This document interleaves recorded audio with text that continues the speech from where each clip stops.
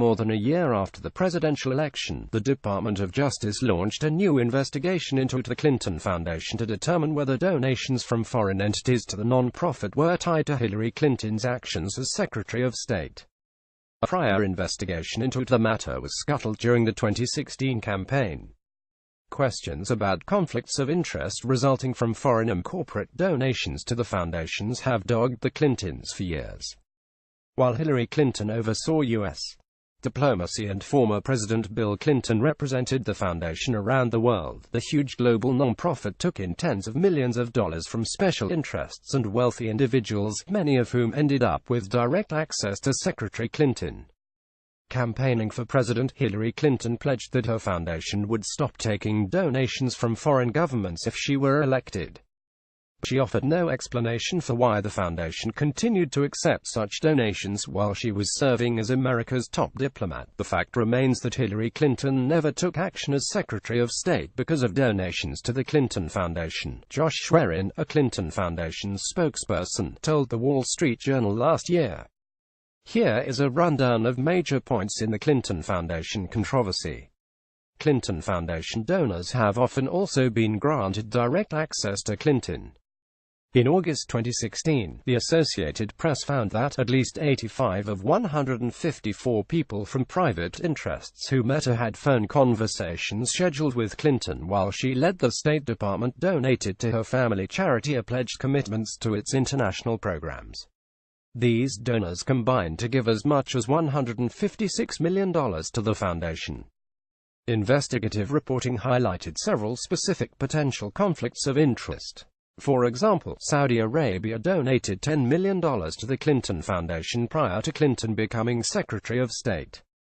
In 2011, her State Department cleared a $29 billion arms deal to Saudi Arabia. Boeing, which manufactures the F-15 that was part of the arms deal, contributed $900,000 to the foundation 2 months prior to the deal being approved. Emails show Clinton Foundation executives approached Department of State staff about setting up a meeting between Crown Prince Salman Al Khalifa of Bahrain and Hillary Clinton, despite the fact that the foundation and the State Department were supposed to be firewalled from each other to prevent the appearance of impropriety or actual favoritism. Salman committed $32 million to a Clinton Foundation program named after him.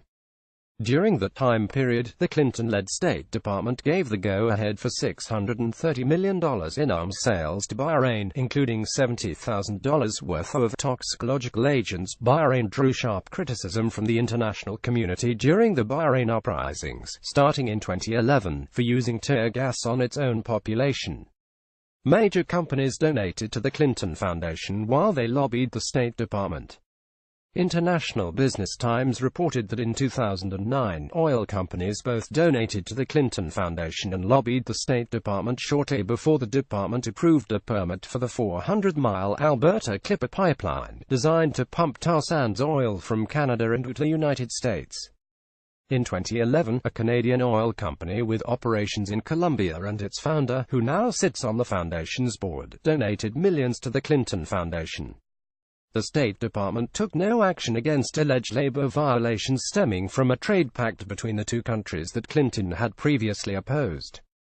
The New York Times reported in 2015 that the Foundation of Uranium One's chairman donated $2.35 million to the Clinton Foundation, while the Russian Atomic Energy Agency took over the company through a series of transactions. Uranium One reportedly had secured rights to 20% of the United States uranium.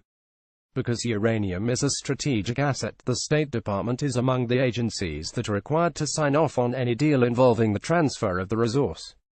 A new congressional investigation into the sale of the company to Russia was launched in October. However, The Washington Post reported later that month that there is no evidence Clinton was even informed about this deal. IBT reported in November that donations to the Clinton Foundation have slowed in the aftermath of her presidential campaign. The foundation has undergone some changes since then, having wound down the Clinton Global Initiative, the recipient of significant corporate donations, and made Bill Clinton the chair of the board. Secretary Clinton resumed fundraising for the foundation in August 2017, and it is scaling up new operations. Trump has pressured ranking Republicans on the Senate Intelligence Committee to drop the Russia investigation and instead examine Clinton, whom he accuses of colluding with FBI, Russia, the fake news media mainstream, and this phony new book. During the 2016 general election, he made similar pronouncements.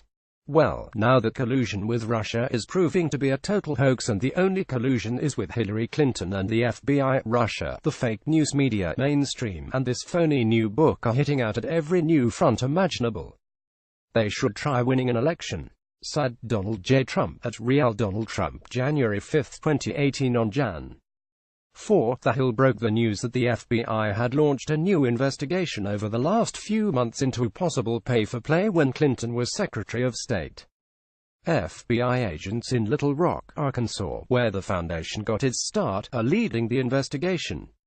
News of this investigation comes at a time when congressional Democrats are publicly outraged, saying that Republican members of the Senate and House Intelligence Committees, which are tasked with operating their own respective investigations into Trump-Russia collusion, have actively stymied these efforts. In fact, the only individual whom Congress has referred to the FBI for further investigation is Christopher Steele, a former British intelligence agent who authored a dossier on Trump's Russia connections. The new Clinton Foundation investigation comes as President Trump faces mounting scrutiny in Special Prosecutor Robert Mueller's investigation into possible collusion between his 2016 campaign and the Russian government. Trump is still invested in his global real estate company, which his sons manage, and continues to operate his private golf clubs that charge exorbitant membership fees, effectively selling access to the president, critics say.